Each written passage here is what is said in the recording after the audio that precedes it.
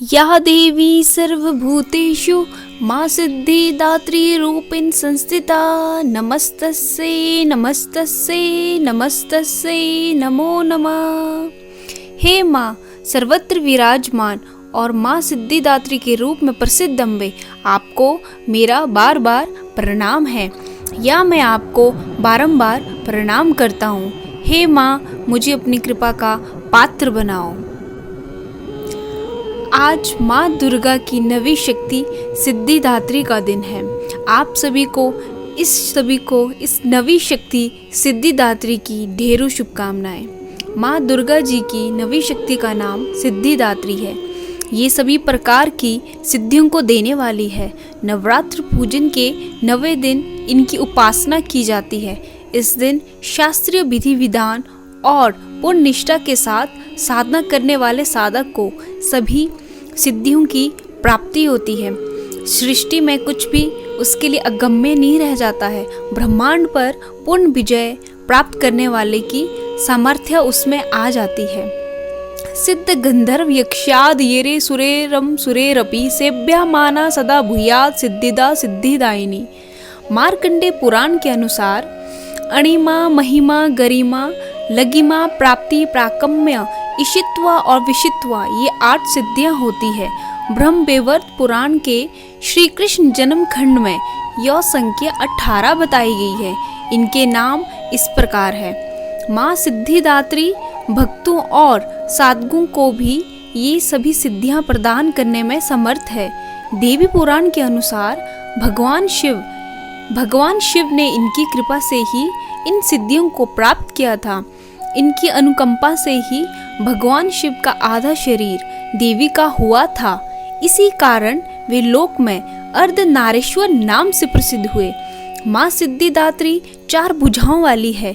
इनका वाहन सिंह है। ये कमल पुष्प पर भी आसीन होती है। इनकी दाहिनी तरफ की नीचे वाले हाथ में कमल पुष्प है।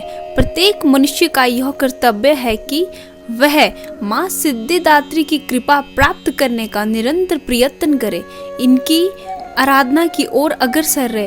इनकी कृपा से अनंत दुख रूप संसार से निर्लिप्त रहकर सारे सुखों का भोग करता हुआ वह मोक्ष को प्राप्त कर सकता है।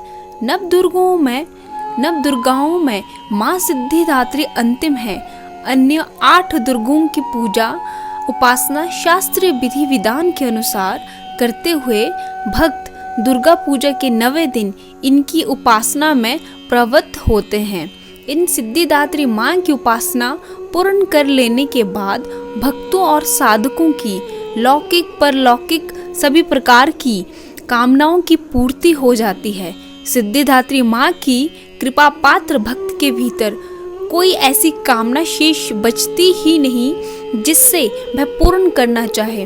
वह सभी सांसारिक इच्छाओं आवश्यकताओं और सब प्रभावों से ऊपर उठकर मानसिक रूप से माँ भगवती के दिव्य लोकों में विचरण करता हुआ उनके कृपा रस पीयूष का निरंतर पान करता हुआ पीयूष भोग शून्य हो जाता है।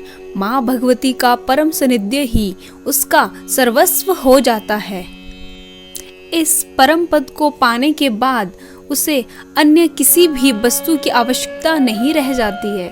माँ के चरणों का यह सानिध्य प्राप्त करने के लिए भक्त को निरंतर नियम निष्ठ रहकर उनकी उपासना करने का नियम कहा गया है। ऐसा माना गया है कि माँ भगवती का स्मरण ध्यान पूजन हमें इस संसार की आसारता का बोध कराते हुए वास्तविक परम शांतिदायक अमृत पद की ओर ले जाने वाला है। विश्वास किया जाता है कि इनकी आराधना से भक्त को अणिमा लघिमा दूर श्रवण पर कामा प्रवेश वाक सिद्ध अमरत्वा भावना सिद्ध और समस्त सिद्धियों नवनिधियों की प्राप्ति हो जाती है। ऐसा कहा गया है कि यदि कोई इतना कठिन तप ना करे तो अपनी शक्ति अनुसार जब तप पूजा अर्चना कर माँ की कृपा का पात्र बन सकता है। माँ की आराधना के लिए इस श्लोक का प्रयोग होता है। माँ जगदम्बा की भक्ति पाने के लिए इसे कंठस्थ कर नवरात्रि में नवमी के दिन इसका जाप करने का नियम है। या देवी सर्वभूतेषु माँ सिद्धिदात्री रूपेण संस्थिता नमस्तस्यै नमस्तस्यै नमस्तस्यै नमो नमः।